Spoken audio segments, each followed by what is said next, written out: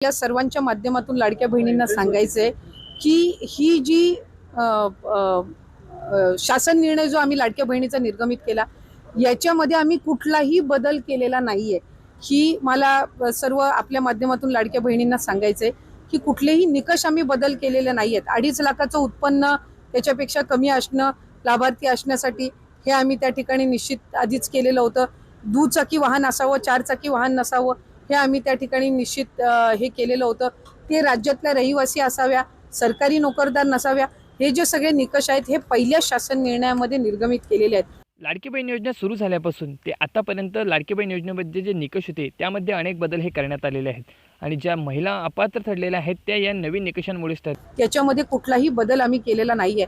आम्ही ज्या वेळेला ऑगस्ट महिन्यामध्ये ज्या वेळेला स्क्रुटिनी चालू केली त्यावेळेला 70-75 हजार अर्ज असे होते की जे पात्र होत नव्हते, जे त्यावेळेला ड्रॉप करण्यात आले होते। सप्टेंबरमध्ये स्क्रुटिनी केली त्यावेळेला तर 1 लाखापेक्षा अधिक असे अर्ज होते की जे पात्र होत नव्हते। त्याच्यानंतर ऑक्टोबर महिन्यामध्ये सुद्धा त्या पद्धतीनं होतं। त्यामुळे अशा पद्धतीचं लाभार्थ्यांची संख्या कमी जास्त होणं हे काही अचानक केलेलं आहे अशातला काही भाग नाही।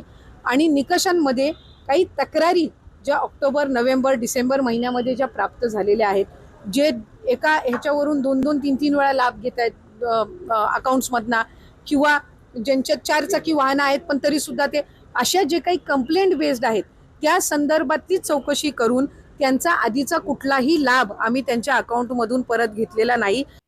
त्यासोबतच लाडक्या बहिणींनी जे योजनांचा लाभ घेतलेला आहे म्हणजे एकापेक्षा जर जास्त त्यांनी योजनांचा लाभ घेतलेला असेल तर त्या महिलांची नावेसुद्धा कमी करण्यात आली आणि आता आपण बघू शकतो नमो शेतकरी किंवा PM किसान योजनेअंतर्गत ज्या महिला यांचा लाभ घेत आहेत त्यांना 1000 रुपये मिळत होते। आता फक्त त्यांना लाडकी बहीण योजनेचे 500 रुपये दिले जाणार आहे आणि पुढे त्यांचा जो हप्ता आहे तो कधीपासून मिळणार याची सुद्धा अपडेट आहे। अशा पद्धतीचा कुठला निर्णय झालेला नाही।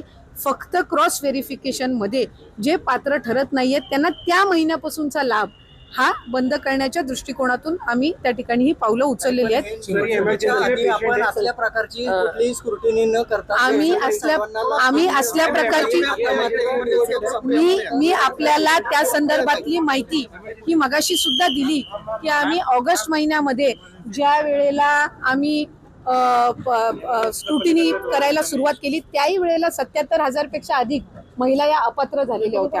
ऑगस्ट महिन्यामध्ये, सप्टेंबरमध्ये केली त्याही वेळेला 1 लाखापेक्षा झाल्या होत्या। ही एक कंटिन्युअस प्रोसेस आहे, ही काही निवडणुकीनंतर चालू केलेली नाही। इन्कम टॅक्स आणि RTOच्या माध्यमातून जशी स्क्रुटिनी करताय कडक अशी त्या काळात न करता सरसकट लाभ दिले। त्या काळामध्ये दादा असतील, देवेंद्र फडणवीस असतील, एकनाथ शिंदे साहेब असतील हे सांगत होते की कुठलीही महिला त्यापासून वंचित राहणार नाही। प्रत्यक्षात आता मात्र सरकार स्क्रुटिनी आणि जास्तीत जास्त महिला मला असं वाटतंय की काही विरोधक आणि काही माध्यम अशा पद्धतीचा अपप्रचार करत आहेत। या आधी सुद्धा 2-2.5 लाखापेक्षा अधिक महिला ज्या निकषामध्ये बसत नव्हत्या त्या अपात्र झालेल्या आहेत, पण त्यावेळेला त्या संदर्भातली दुर्दैवानी माहिती ही त्या ठिकाणी माध्यमांकडून दिली गेली नाही। आता ती योजना यशस्वी झाल्यानंतर या संदर्भातला एक अपप्रचार केला जातोय की आताच ही स्क्रुटिनी चालू केली आहे।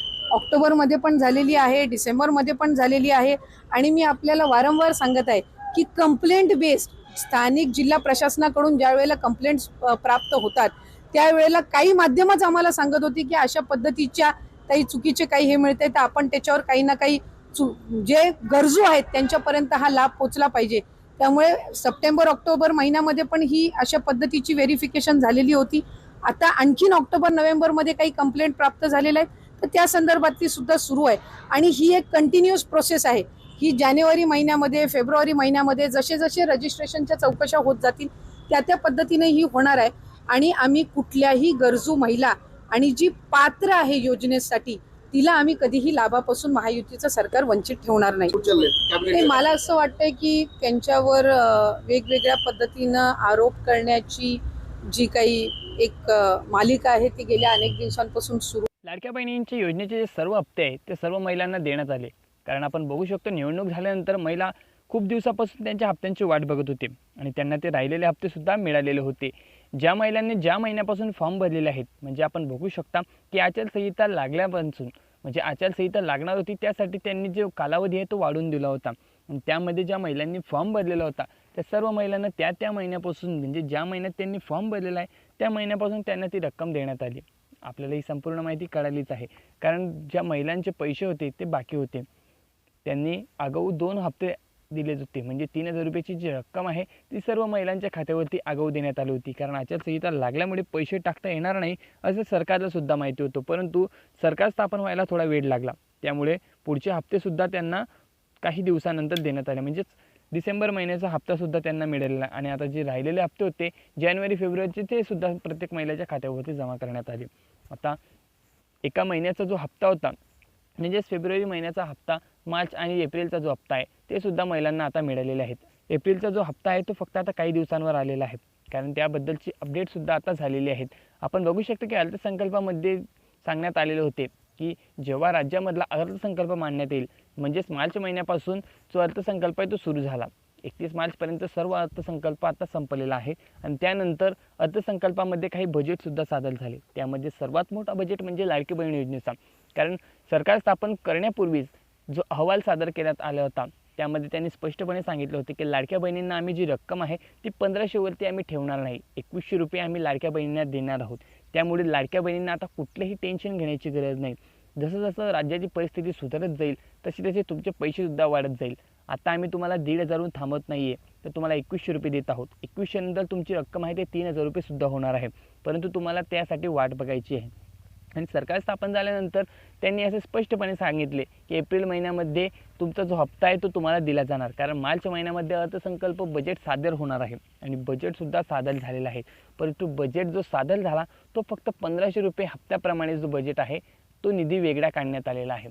म्हणजेच 2100 रुपयाचा हप्ता तुम्हाला कधीपर्यंत देणार याची अपडेटसुद्धा त्यांनी दिलेली नाही आहे. परंतु त्यांनी एप्रिलचा जो हप्ता आहे तो 2100 रुपये देण्याचे सांगितलेले होते आणि त्याबद्दलचीच आता अपडेट राज्यामध्ये सुरू आहे. भरपूर नेत्यांनी यावरती टिप्पणी केलेली आहेत की तुम्ही राज्यामध्ये होणारी लाडकी बहीण योजना ही सर्वात मोठी योजना होती, त्यामुळेच तुमचा विजय झाला होता आणि त्या टायमाला तुम्ही फक्त निवडणुकीच्या बेसवरती 2100 रुपये देण्याची माहिती दिली आणि त्यानंतर तुमची सरकारसुद्धा स्थापन झाली. परंतु हे खोटे वादे तुम्ही दिलेले आहेत आणि 2100 रुपये तुम्ही त्यांना देत नाही आहे. त्यासोबतच आता बहुतेक लाडक्या बहिणींना 1,500 रुपयाची रक्कम भेटणार नाही आहे, तर त्यांना फक्त 500 रुपये महिना भेटणार आहे. तर त्या कोणत्या महिना आहे याचासुद्धा आपण आधी व्हिडिओ बनवला होता आणि त्या व्हिडिओच्या माध्यमातून आपण सविस्तर माहिती सांगितली होती. ज्या महिला नमो शेतकरी योजनेचा लाभ घेत आहे, आपल्याला PM किसान योजना तर माहितीच आहे. PM किसान योजनेमध्ये काय आहे की ती केंद्राची योजना आहे. म्हणजे केंद्र तुम्हाला जी रक्कम देते ती संपूर्ण रक्कम तुम्हाला भेटणार आहे. परंतु राज्याच्या कुठल्याही एका योजनेचा लाभ तुम्ही आता घेऊ शकता. जर तुम्ही संजय गांधी योजनेचा लाभ घेत असाल तर तुम्हाला लाडकी बहीण योजनेचा लाभ घेता येत नाही. त्याचप्रमाणे आता नमो शेतकरी योजनेचा जर तुम्हाला लाभ घ्यायचा आहे आणि तुम्हाला लाडकी बहीण योजनेचा सुद्धा लाभ घ्यायचा आहे तर नमो शेतकरी योजनेची तुम्हाला 1000 रुपये भेटणार आहे आणि लाडकी बहीण योजनेचे मात्र तुम्हाला फक्त 500 रुपये दिले जाणार आहे. जर तुम्हाला नमो शेतकरी योजनेचा लाभ घ्यायचा नसेल तर थेट 1,500 रुपयाची रक्कम तुम्हाला भेटणार आहे.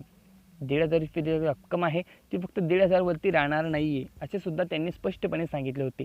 पुढे वाढवून तुम्हाला 2100 रुपयाची रक्कम आहे ती देखील दिली जाणार आहे आणि येत्या आखाजीच्या सणाला तुम्हाला हा हप्तासुद्धा भेटणार आहे.